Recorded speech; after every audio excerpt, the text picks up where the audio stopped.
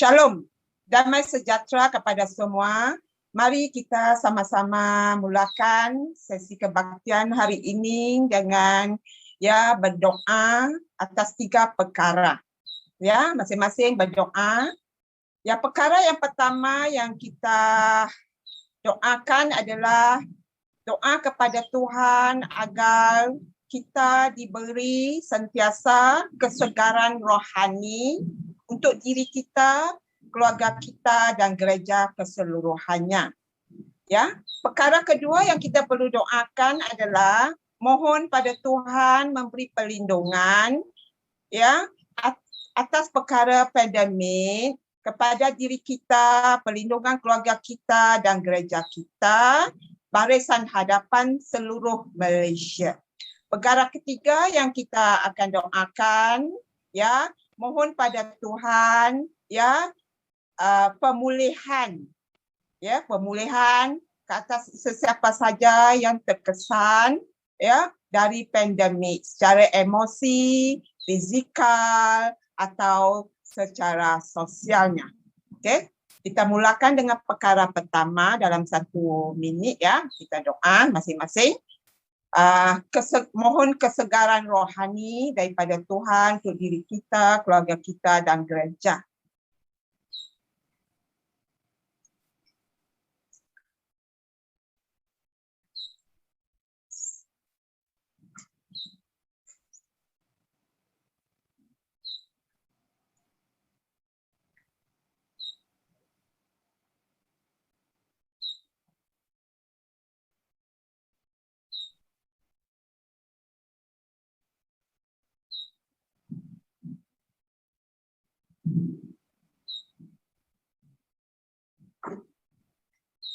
Okey, doa yang kedua, mohon perlindungan daripada Tuhan, perlindungan daripada pandemik COVID-19, melindungi diri kita, keluarga kita dan gereja serta barisan hadapan seluruh Malaysia. Terutamanya varian Delta dan Lambda yang sedang melanda seluruh dunia sekarang ini. Hindarilah kita daripada semua jangkitan varian-varian yang semakin kuat ini.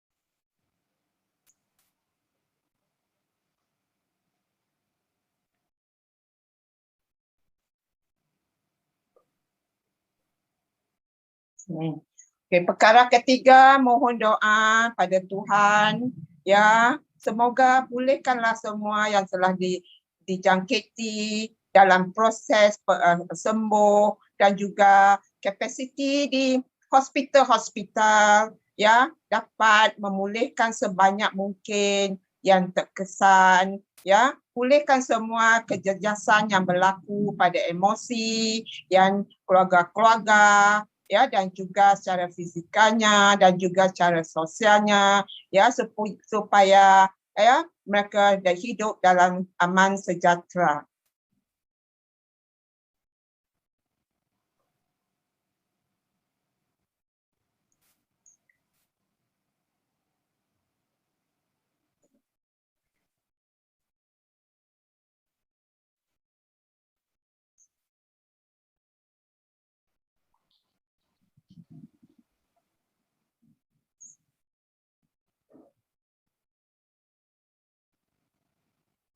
Amin. Okey, kita teruskan dengan seruan ibadah dengan membaca petikan dari Alkitab buku Mazmur bab 125 ayat 1 dan 2. Okey, sama-sama membacanya dan menghayati. Kita mula dengan ayat pertama, lagu ziarah. Orang yang percaya kepada Tuhan adalah seperti bukit Sion yang kukuh tidak bergoyang dan bertahan selama-lamanya. Okay, ayat kedua, seperti gunung-gunung melindungi Yerusalem, demikianlah Tuhan melindungi umatnya sekarang hingga selama-lamanya. Ya, kita teruskan dengan memberi pujian, sembahkan pujian kepada Tuhan. Ya, sama-sama. Amin. Sorak-sorak yang dahsyat buat Tuhan kita. Langit dan bumi akan lenyap.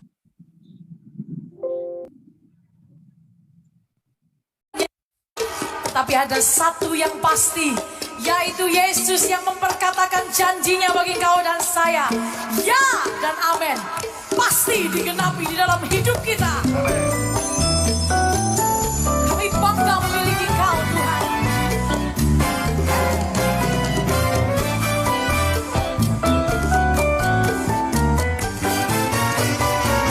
Biar bumi akan berlalu, biar bulan tak bercahaya lagi, biar langit akan bergoncang, matahari tak bersinar lagi, tetapi Tuhan Yesus tak pernah ingkar janji. Semua yang dikatakan, difirmankannya pasti akan nyanyi lagi sama-sama.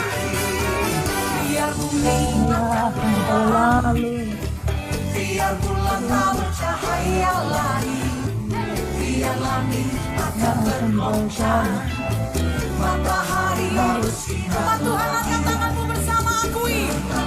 Tuhan Yesusku tak pernah ingkar janji.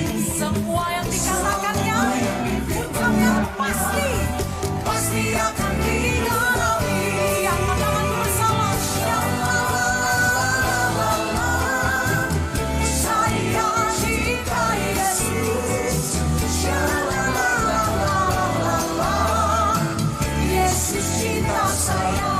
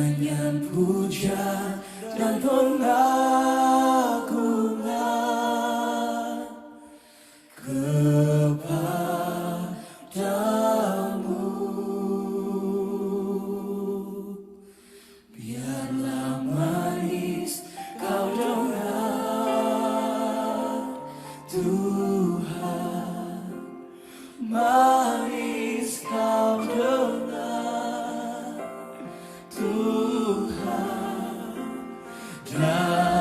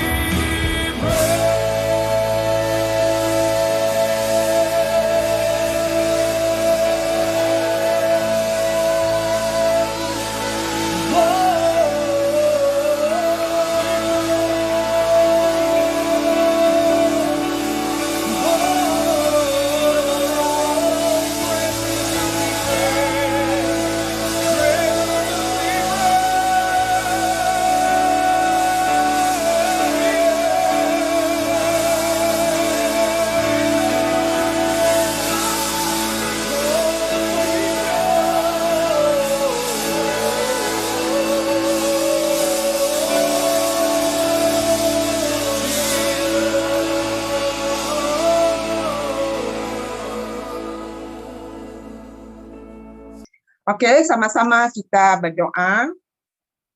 Segala puji bagi Tuhan Aba Bapa di syurga. Engkau empunya segala kuasa sampai selama-lamanya.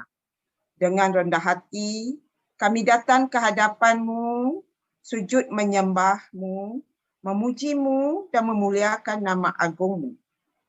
Kami sujud di bawah perlindungan tangan-Mu, ya Tuhan, yang penuh kuasa dan yang akan meninggikan kami dalam kesesuaian rencana-Mu dan masa-Mu. Ya Tuhan, kami di syurga, kami memohon agar kami diletakkan di dalam keadaan sentiasa berwaspada atau berhati-hati, bersiap sedia dan tidak cuai menghadapi akan segala rencana si iblis, musuh kami yang sentiasa aktif dalam mencari mangsa dan menakut-nakutkan kami dengan gauman yang kuat.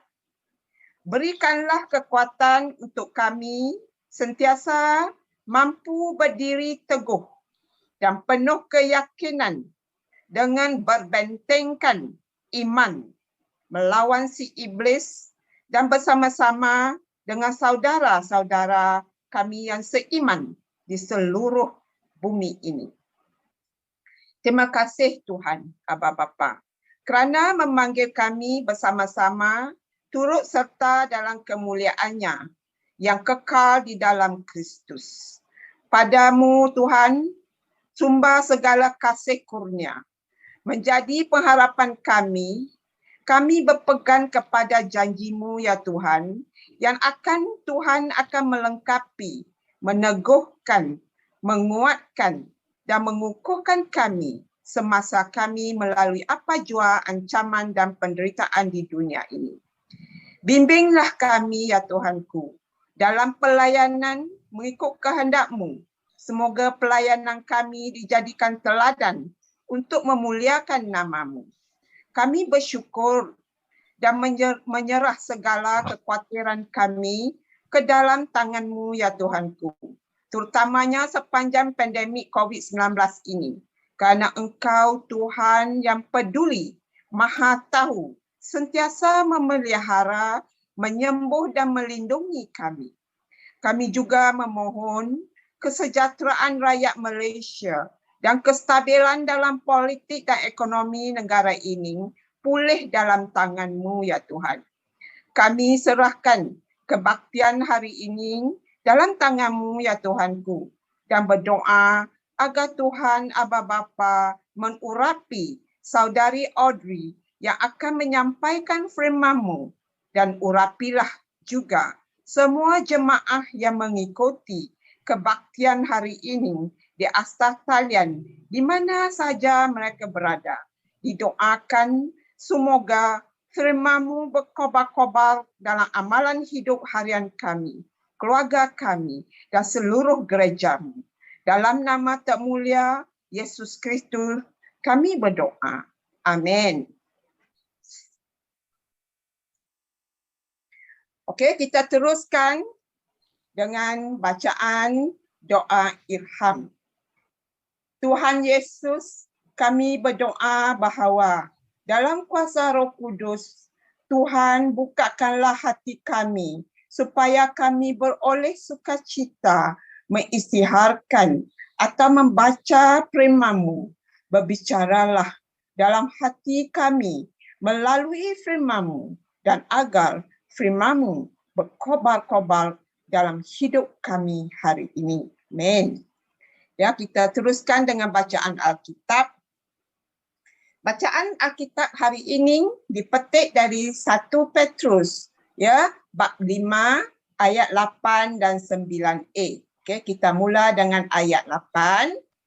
Berjaga-jaga dan berwaspadalah kerana iblis musuh kamu merayau-rayau seperti singa yang mengaum sambil mencari mangsa.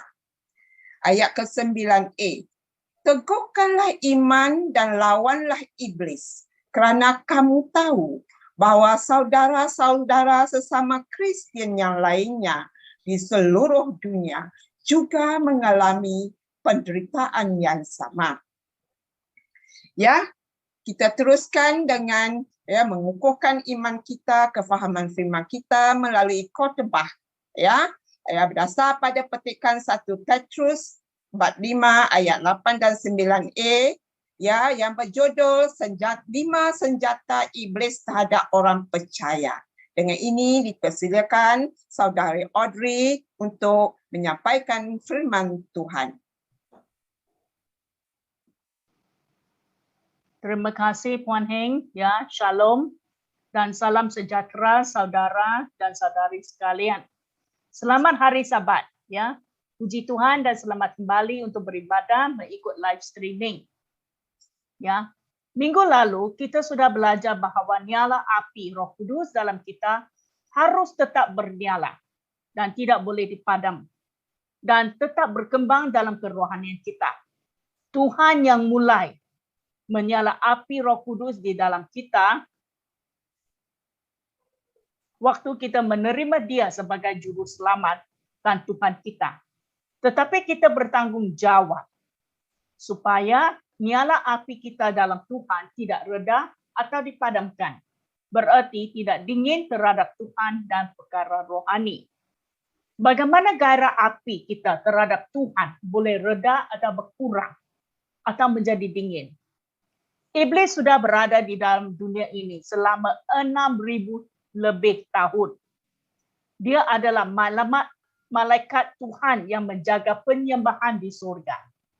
Tetapi kerana keangkuhan si iblis dan pemberontakannya, dia telah jatuh dari surga. Boleh dikatakan lebih daripada 6,000 tahun dan iblis tahu kelemahan manusia dan bagaimana menggoda manusia untuk berdosa, untuk menyakiti Tuhan dan supaya kita jauh daripada Tuhan. Dan akhirnya kehilangan iman dan keselamatan dalam Tuhan Yesus. Oleh itu, firman Tuhan memberitahu kita supaya berjaga-jaga. 1 Petrus tadi kita sudah baca, ya, sadarlah dan berjaga-jagalah. Lawan musuh iblis, berjalan keliling sama seperti singa yang mengaum-aum dan mencari orang yang dapat ditelannya. Lawan dia dengan iman yang teguh. Iblis seperti singa yang mengaum-aum mencari mangsanya untuk telan melalui serangannya. Oleh itu, selama iblis berada di dunia dan dia menggunakan 5 serangan atau senjata, ini untuk melumpuhkan orang percaya daripada berkesan dalam perjalanan rohani mereka.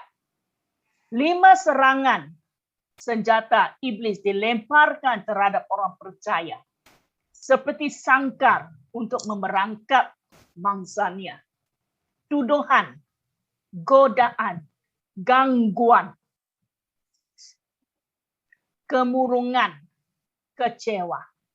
Serangan yang pertama ialah tuduhan melalui pemikiran yang salah. Wahyu 12 ayat 10 mengatakan begini. Sekarang penyelamatan, kekuatan, kerajaan Tuhan kita dan kuasa Kristusnya telah tiba kerana penuduh saudara-saudara kita yang telah menuduh mereka siang malam di hadapan Tuhan kita telah disingkirkan. Di sini, ayat ini mengatakan bahawa si iblis adalah penuduh orang percaya dan telah disingkirkan. Ini berarti bahawa si iblis menyerang orang percaya dengan tuduhan dosa masa lalu dan yang memalukan. Musuh mau kita terperangkap dengan rasa bersalah dan tidak percaya dosa kita telah diampuni. Walaupun kita telah bertobat, minta maaf dan meninggalkan dosa. Seperti begini, mungkin dulu kita telah berbuat dosa pencabulan. Dan selepas telah mengenal Tuhan Yesus, dan telah diinsafkan, kita telah bertobat dan minta maaf dan tidak berbuat dosa lagi. Tetapi si iblis akan melemparkan fikiran dalam minda kita dan mengingati kita akan dosa dan memerangkap kita berasa salah.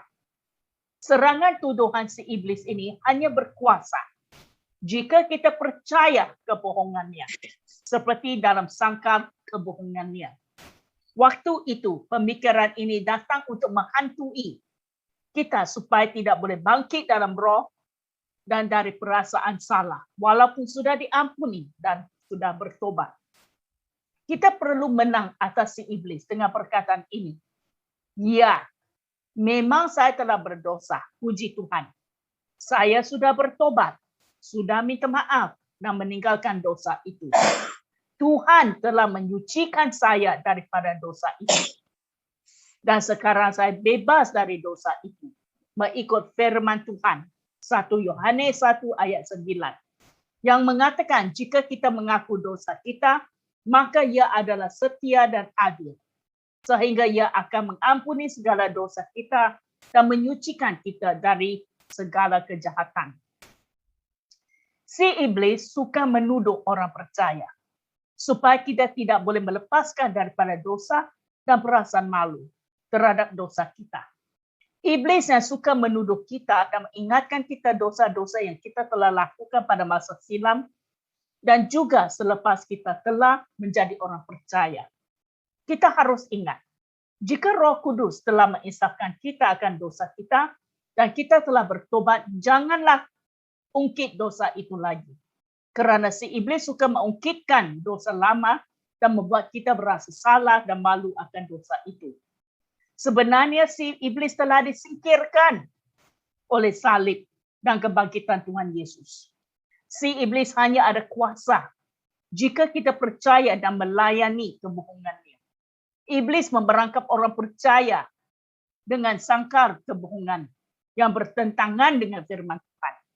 Di sini kita harus mengenal firman Tuhan dan memenangi si iblis dengan mengucap dan berdiri atas janji firman Tuhan. Yang si iblis mau ialah kita lemah dan selalu rasa bersalah dan tidak boleh bangkit dari perasaan malu dan dosa kita supaya kita tidak boleh berkembang dalam kerohanian kita. Serangan yang kedua ialah godaan. Ini melalui kelima-lima deria kita supaya akhirnya kita menurut darah daging. 1 Korintus 10 ayat 13. Pencobaan. Pencobaan yang kamu alami ialah pencobaan biasa yang tidak melebihi kekuatan manusia. Sebab Tuhan setia dan karena itu ia tidak akan membiarkan kamu dicobai melampau kekuatanmu. Pada waktu kamu dicobai, ia akan memberikan kepadamu jalan keluar sehingga kamu dapat menanggungnya. Pencobaan di sini termasuk godaan. Si iblis ialah musuh kita, seperti juru jual untuk dosa. Selalu menggoda kita untuk lihat ini atau lihat itu dan tidak pernah memikirkan akibatnya, tetapi hanya keseronokannya. Si iblis berbisik kepada kita dan adakala si iblis menggunakan orang berbicara kepada kita. Minda kamu seperti tembok dan dia melemparkan sesuatu pemikiran ke dalam dinding minda kita. Jika kita melayani pemikiran itu, kita boleh masuk dalam dosa. Firman Tuhan kata kita digodai kerana keinginan jahat hati kita. Jika kita berjaga-jaga dan berpaling, pemikiran itu keluar dari minda kita. Karena kita tahu itu penggodaan si iblis untuk memerangkap kita dalam dosa. Godaan bukanlah suatu peristiwa, tetapi suatu proses. Si iblis sangat sabar untuk menjatuhkan orang percaya. Oleh itu dia menggunakan proses seperti begini. Contoh, jatuh dalam dosa pada hari Jumaat. Godaan adalah suatu proses. Mengapa boleh masuk dalam dosa? Hari Isnin melihat sesuatu di Instagram. Hari Selasa terus melihat dan tidak menukar channel. Hari Rabu terus melihat lagi. Hari Kamis memikirnya. Hari Jumaat akhirnya jatuh dalam dosa. Godaan ini berulang kali. Dan kerana melayani pikiran, akhirnya kamu jatuh ke dalam dosa kerana tidak berpaling dari godaan itu. Apakah yang kamu memenuhi pikiran kamu? Itulah sebabnya firman Tuhan mengatakan di Filipi 4 ayat 8. saudara-saudara, semua yang benar, semua yang mulia, semua yang adil, semua yang suci, semua yang manis, semua yang sedap didengar, semua yang disebut kebajikan dan patut dipuji, pikirkanlah semuanya itu. Kita harus jaga pemikiran kita. Kita boleh ada pemikiran yang liar. Waktu itu berhentikan pemikiran itu dan ingatkan firman Tuhan untuk merenungkan yang patut. Tuhan bagi kita hati nurani. Oleh itu kita tahu apa yang harus dipikirkan, yang patut dipuji dan yang menyenangkan Tuhan. Seperti yang pernah saya ingat akan perkataan seorang anak kecil suatu masa. Saya melihat wang anak kecil itu ucap di atas meja, tetapi saya ingat firman Tuhan, jangan mencuri. Dan Tuhan sedang memerhatikan kita. Oleh itu saya tidak melakukan dosa itu. Kerana anak kecil itu takut akan Tuhan, mengingati firman Tuhan, dan itu menghindari kita dari dosa. Gangguan, ya, pencobaan yang ketiga atau serangan si iblis yang ketiga melalui 5 deria kita dan juga menurut darah daging. Di 2 Timotius 2 ayat 4, seorang prajurit yang sedang berjuang tidak memusingkan dirinya dengan soal-soal penghidupannya, supaya dengan demikian dia berkenan kepada komandannya. Ayat ini mengatakan kita sebagai prajurit untuk kerajaan surga, kita harus tidak terlibat dalam hal duniawi, sampai kita dihindari dari ketaatan kepada komandan kita. Oleh itu kita harus menguasai tubuh kita, supaya tidak menurut hidup darah daging, tetapi membawa tubuh ditunduk kepada firman Tuhan. 1 Korintus 9 ayat 27, ini yang diucap oleh Paulus. Tetapi aku melatih tubuhku dan menguasainya seluruhnya, supaya sesudah memberitakan Injil kepada orang lain, jangan aku sendiri ditolak. Ya, satu patah perkataan yang sangat bermakna dan bijak.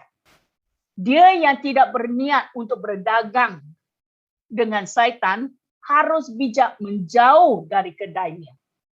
Ini yang diucap oleh Robert South.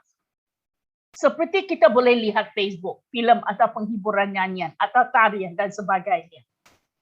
Kata sekejap, tetapi sudah lihat dan tak dapat putus-putus sampai berjam-jam dan oleh itu kehilangan waktu. Jangan kita melayani perkara duniawi yang boleh menghindari kita dari pertumbuhan dalam Tuhan, sama ada penggodaan atau gangguan. Kelemahan manusia melalui medera senang aja menarik perhatian, walaupun tidak sengaja boleh ambil berjam-jam dalam sesuatu hingga terhilang waktu untuk berdoa dan menyembah. Kita haruslah bertekun, berdisiplin, bawa tubuh dan pemikiran tunduk kepada firman Tuhan, supaya tidak membuang waktu dalam perkara yang tiada nilai abadi. Serangan yang keempat, kemurungan melalui kepentingan diri. Manusia telah jatuh dalam dosa, dan kerana kehancuran manusia dalam rohani, manusia akan merasa kesepian, ketidakpuasan, kekosongan, dan kesesatan. Semua perasaan ini akan lenyap jika seorang benar-benar mengenal Tuhan. Itulah sebabnya Tuhan Yesus mengatakan, Yohanes 6 ayat 35, Akulah roti yang hidup. Barang siapa datang kepadaku, ia tidak akan lapar lagi. Dan barang siapa percaya kepadaku, ia tidak akan haus lagi. Tuhan Yesus adalah sumber kehidupan setiap orang. Tuhan Yesus telah menunjukkan kepada kita jalan kepada Tuhan Bapa. Kita harus sedar dan rendah hati mengakui bahwa kita adalah ciptaan Tuhan. Dan kerana itu hidup kita bergantung kepada Dia. Kebanyakan orang dalam kemurungan dengar apa yang diucap oleh mereka, selalu tentang diri mereka. Oleh itu kita harus serahkan segala ketidakpuasan atau perasaan kita kepada Tuhan. Untuk mengatasi kemurungan, hafalkan firman Tuhan dan percaya akan kasih Tuhan pada kamu. Segala yang negatif harus kita buang dari pikiran dan ganti dengan firman Tuhan dan janji Dia yang positif. Belajar mengambil peduli orang lain. Kita akan rasa sukacita dan tidak ada banyak masa untuk memikirkan diri. Itulah sebabnya Tuhan mau kita melepaskan kepentingan diri, yaitu menyangkal diri. Setiap orang jika mengenal Tuhan, mereka akan ada tujuan hidup dan hidup mereka bermakna. Walaupun mereka keseorangan, tetapi mereka tidak rasa sesat atau merasa kekosongan dan ketidakpuasan, melainkan bersyukur. Jika hidup kita dipenuhi dengan diri, kita akan rasa tidak puas. Dan jika kita selalu mau orang memerhatikan kita, seperti dunia menghutang mereka, kita akan rasa kecewa. Kerana manusia tidak sempurna. Hanya Tuhan Yesus boleh memenuhi kerinduan hati kita. Supaya kita rasa puas dalam kasih Tuhan. Biarlah Tuhan memenuhi hidupmu dan menjadi rajamu, dan kamu akan merasakan sukacita Tuhan yang tak terhingga. Nehemia 8 ayat 10. Karena hari ini adalah suci bagi Tuhan kita. Jangan kamu berduka, sebab sukacita daripada Tuhan ialah kekuatan kamu. Bagi Tuhan, hidup dan hatimu, dan taat kepada Dia. Sukacita Tuhan akan melimpahi hidupmu dan memberi kekuatan untuk menanggung segala pencobaan hidup dengan cemerlang. Serangan yang kelima, kecewa. Ini melalui kepentingan diri. Yesaya 49 ayat 23, maka kamu akan sedar bahawa akulah Tuhan, orang yang mengharapkan pertolonganku, tidak dikecewakan. Inilah janji Tuhan. Manusia sangat mementingkan diri. Dan jika mereka sangat mementingkan dengan pendapat mereka sendiri. Atau memiliki pendirian keras. Jika begini, bila sudah menerima Tuhan Yesus dalam hidup mereka, jika Tuhan tidak mengabulkan doa mereka mengikut kehendak mereka, mereka menjadi kecewa terhadap Tuhan. Dan juga orang jika tidak terima pendapat mereka. Mereka mulai kecewa dengan orang. Ini adalah pemikiran salah. Tuhan menciptakan kita berbeza dan haruslah kita hidup berharmoni tanpa memaksa orang mengikut kehendakmu. Surga akan dipenuhi dengan orang yang berbeza dan masih boleh hidup berharmoni kerana rendah hati dan dipenuhi dengan kasih. Kerana menerima sesama walaupun berbeza. Hidup ini adalah tentang Tuhan Yesus, bukan tentang diri kita. Kita hidup kerana Tuhan memberi kita nyawa dan sebagai ciptaan Tuhan, kita harus memuliakan Tuhan dengan hidup kita. Barulah kita memenuhi tujuan dan kehendak Tuhan Yesus. Ramai orang kecewa terhadap Tuhan dan manusia adalah kerana tidak mengikut kehendak mereka atau bukan seperti yang mereka ingini. Hidup ini adalah untuk kemuliaan Tuhan. Dan kita berkhotbah tentang firman Tuhan dengan terus terang dan bukan pendapat diri kita atau pemikiran kita. Jika kita lihat kelima-lima serangan si iblis terhadap orang percaya, segala serangan melalui materia dan pemikiran. Semua serangan ini berkenaan dengan pemikiran yang salah dan menurut darah daging atau melalui materia kita. Semua pemikiran ini bertentangan dengan firman Tuhan. Tuduhan, serangan dalam pemikiran. Segala dosa telah diampuni dan tidak diingat oleh Tuhan. Jika kita telah mengakui dosa, minta maaf dan disucikan oleh darah Yesus. Godaan, serangan melalui darah daging. Jika kita hidup tidak menurut darah daging, kita tidak akan melayani godaan. Gangguan, serangan melalui darah daging juga. Jika kita tahu gangguan yang menghindari kita daripada waktu doa dan waktu bacaan dan renungan firman, kita harus atur waktu supaya waktu itu tidak diganggu dan utamakan waktu doa dan firman Tuhan. Kemurungan, serangan pemikiran dan darah daging. Jika kita dipenuhi hidup kita dengan firman Tuhan dan memperhatikan orang lain lebih daripada kepentingan diri, kita akan hidup bermakna dan menyenangkan hati Tuhan. Kecewa, serangan pemikiran. Jika kita lihat segala hal dalam kehendak Tuhan untuk mengubah watak kita dan mengharapkan Tuhan, kerana segala pengalaman adalah untuk kebaikan kita dalam kawalan Tuhan. Untuk mengatasi kelima-lima serangan iblis, kita harus dipenuhi dengan firman Tuhan. Seperti Yesus mengatasi semua pencobaan dan penggodaan si iblis dengan pedang roh Tuhan, yaitu firman Tuhan. Seperti Yesus di Matius 4, pencobaan pertama, tukar batu menjadi roti. Pencobaan keinginan darah daging. Yesus menjawab, manusia hidup bukan dari roti saja, tetapi dari setiap firman yang keluar dari mulut Tuhan.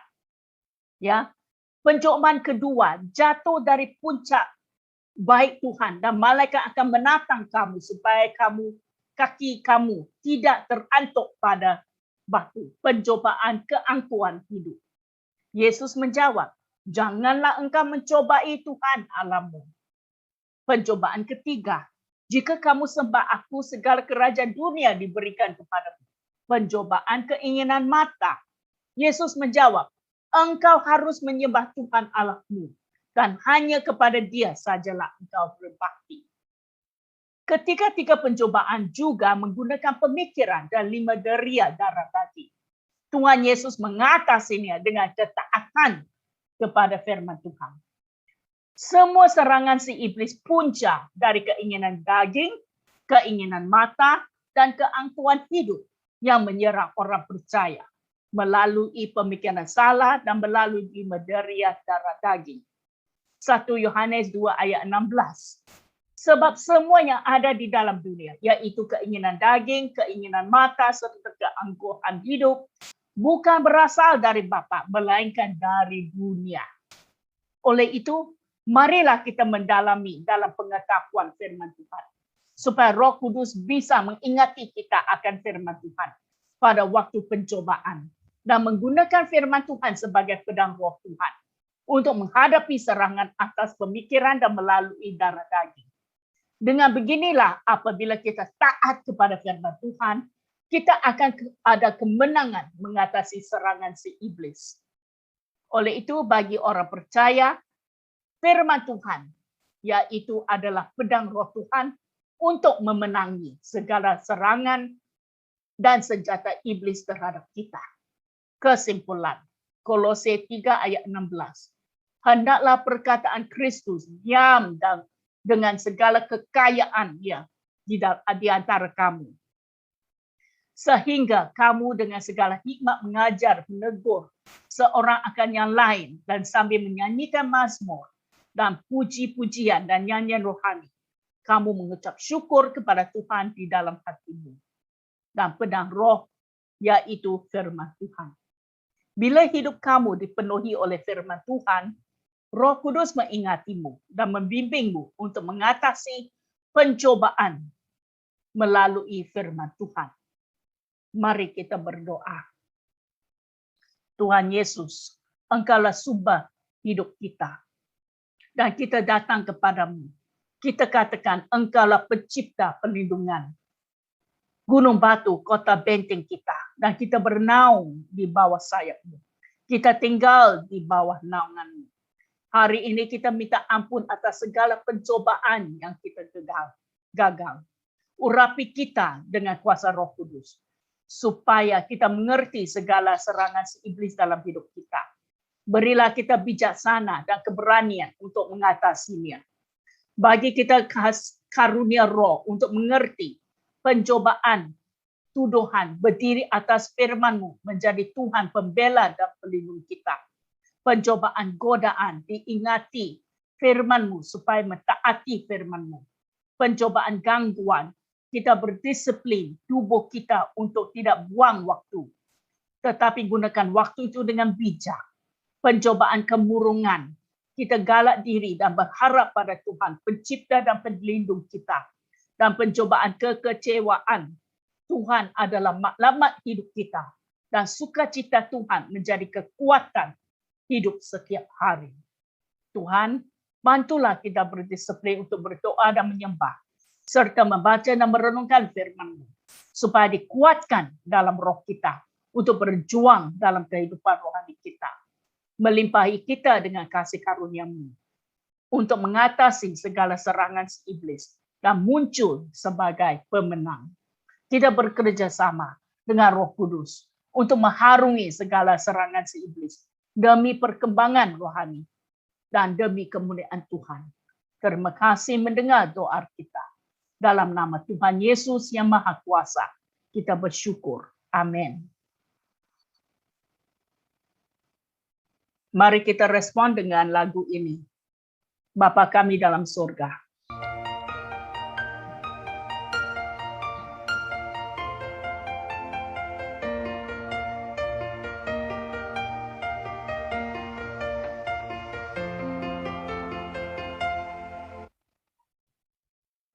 Bapa kami yang ada di surga, dimuliakanlah nama-Mu.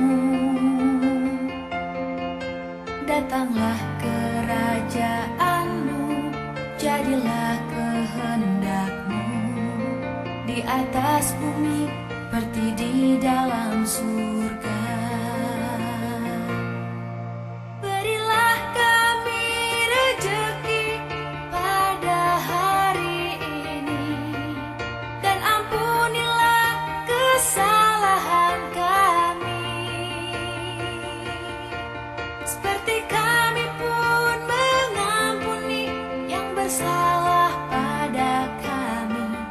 Dan janganlah masukkan kami ke dalam pencobaan,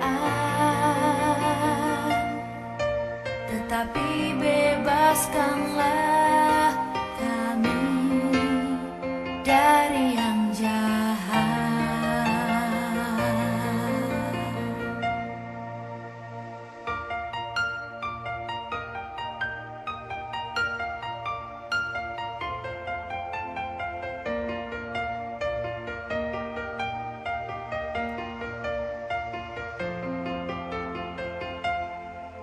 Bapa kami yang ada di surga,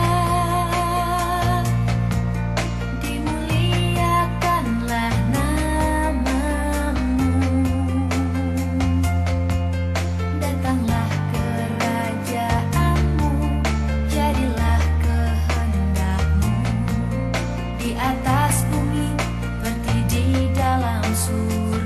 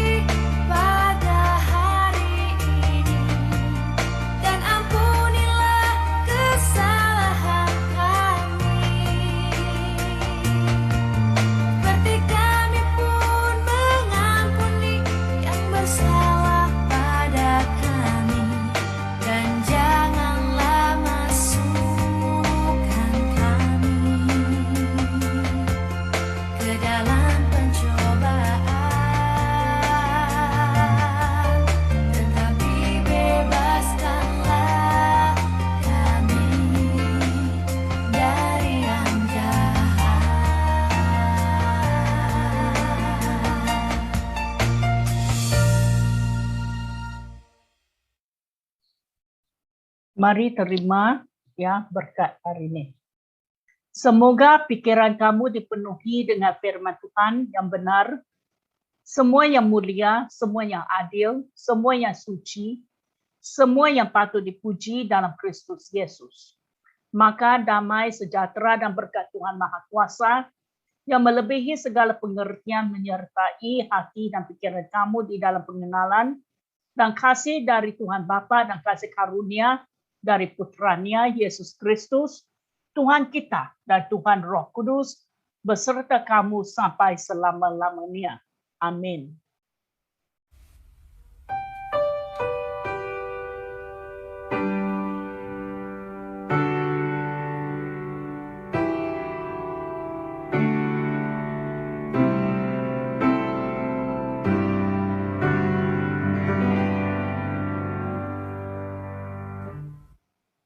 Sekarang ialah waktu pengumuman. Ya. Kebaktian minggu depan 22 tanggal 22 Ogos diadakan secara online. Sila sediakan hati untuk memuji dan menyembah Tuhan. Waktunya ialah 10.30 sampai 11.30 AM. Mesyuarat AJK Gereja yang kelima melalui Zoom tanggal 5 September. Waktunya ialah 2 PM. Siapa yang terlibat sila email laporan kepada Pendeta Dion sebelum 29 Ogos. Bantuan prihatin Gereja Methodist Tampin. Tujuan ini ialah memberi bantuan kewangan kepada mereka yang ahli gereja yang kehilangan pendapatan akibat pandemik COVID-19. Gereja akan memberikan bantuan prihatin selama 3 bulan selepas permohonan diluluskan. Pemohon harus memberi maklumat peribadi yang benar untuk mengelakkan daripada bantuan diberhentikan. Sesiapa yang dalam keperluan sila hubungi saudari Audrey. Kebaktian Gabungan Perjamuan Kudus ya tanggal 5 September 2021, waktu ni ialah 9.30 AM. Aktiviti gereja minggu ini ya hari ini 15 Ogos, Ahad, sekolah minggu pukul 8 melalui Google Meet. Tanggal 19 Ogos, Khamis, ialah kebaktian doa berbahasa Cina. Tanggal 20 Ogos 21 Jumaat ialah kelas membership pukul 8 PM dalam bahasa Cina. Tanggal 21 Ogos 2021 sehari Sabtu, kebaktian pemuda-pemudi pukul 8 PM. Ya. Ini ialah jadual petugas minggu depan. Pengurusi ialah saudari Shirley, pemimpin lagu saudara Stephen Lim, pengkhotbah saya. Tuhan Yesus memberkati. Terima kasih mengikuti kebaktian hari ini. Ya. Sekarang ialah persembahan wang. Ya. Sesiapa yang ingin memberi persembahan wang boleh masukkan ke dalam public bank Tampin Chinese Methodist Church. Nombor akaun dipaparkan. Juga sila nyatakan nama, jumlah wang, kebaktian BM dan hantar resit kepada saudara Eddie Lee. Juga HP dipaparkan. Terima kasih. Tuhan memberkati. Jumpa minggu depan.